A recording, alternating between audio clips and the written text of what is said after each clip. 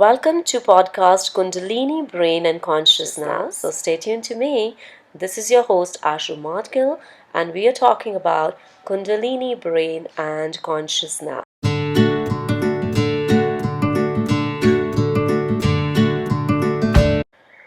The purpose of Kundalini is to wash you inside out. The purpose of Kundalini is to cleanse your system and to bring you into original wholeness. Since the day you were born, our systems have been conditioned as per the rules and regulations of societies and cultures. Moreover, you carry a limbic brain, a survival brain that is a byproduct of millions of years of this universal evolution. So, when we are operating from that limbic brain, we are constantly in the states of struggle, constantly in the state of survival. We are constantly in the state of looking on high alert for the dangers in our environments. However, we're not aware we have another brain, that is our prefrontal brain, our wiser brain, our higher brain, our evolutionary brain that has capacities to give us the gifts of being more mindful, more compassionate, loving ourselves more, nurture ourselves more, and that nurturing in the way that could bring us into our authentic wholeness.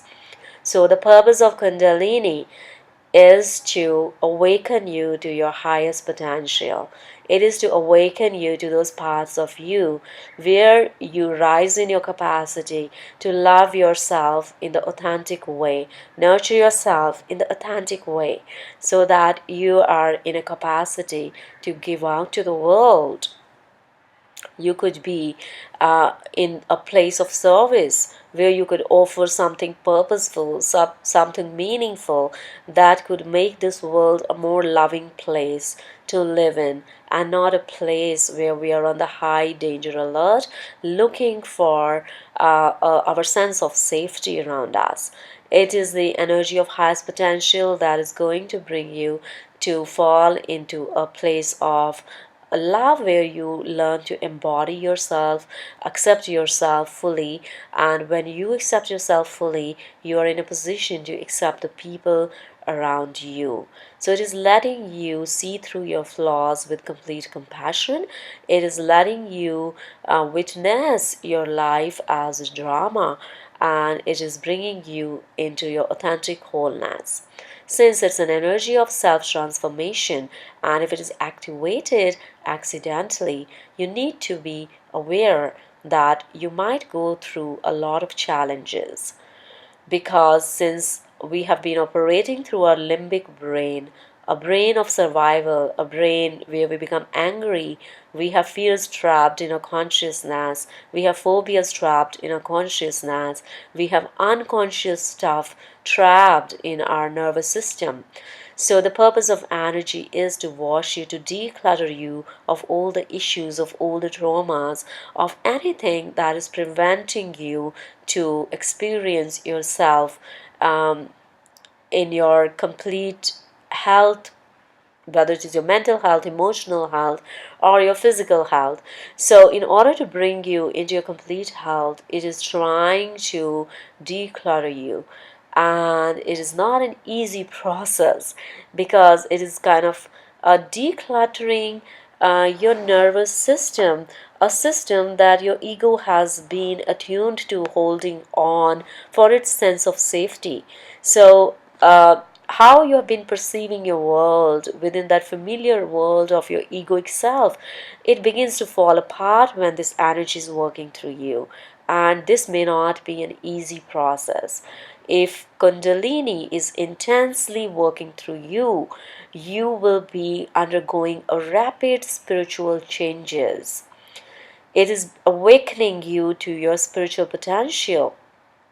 It is rapidly making you aware of where your ego needs to be brought into kind of balance to be able to see that it is not as powerful as it believed itself to be.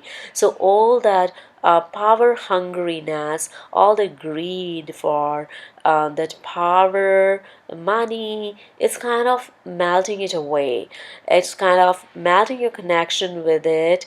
From that perspective of power, it is making you realize that maybe the money is important, but it is important for your happiness, and um, happiness is not dependent upon money. It is making you aware that certain kind of distractions that your ego was holding on to earlier on is not essential for experiencing that ultimate happiness.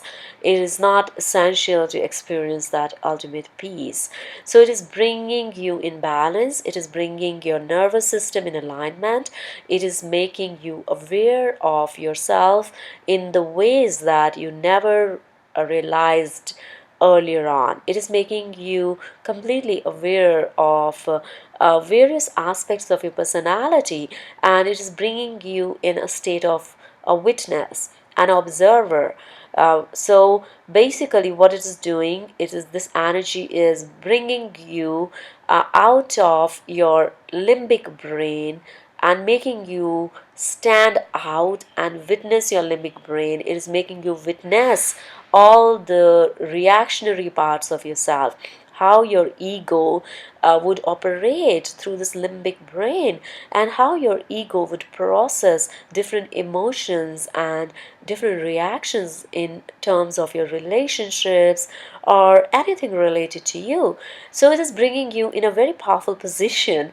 It is a kind of a blessing in disguise, though you may not believe so when you're going through this process, because initially your survival brain is reacting when this energy rises through you.